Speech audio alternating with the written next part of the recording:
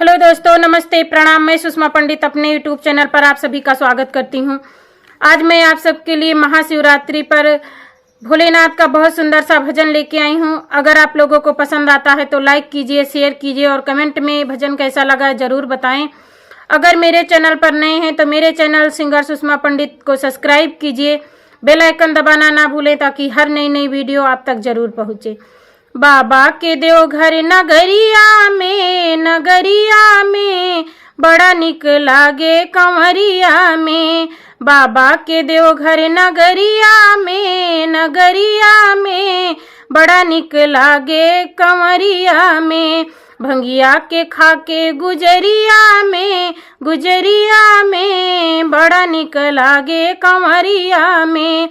भंगिया धतूरा भोले मन को भावे, भोले मन को भावे, भोले मन को भावे। जो भी आवे उनको दिल से चढ़ावे, जो भी आवे उनको दिल से चढ़ावे। बैरन तेरा राजे मस्ती में झूम के बोल बम के नारा लगा के। लपक झपक के बदरिया में, लपक झपक के बदरिया में बड़ा मजा आवे कंवरिया में, बड़ा मजा आवे कंवरिया में। बाबा के देवघर नगरिया में बड़ा मजा आवे कंवरिया में। अड़भंगी भोला गौरा संग नाचे, अड़भंगी भोला गौरा संग नाचे।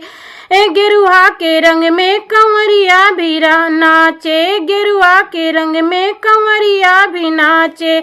नस नस में भंगिया के मस्ती चढ़ल बा, देवघर जाए खातिर मनवा कहत बा।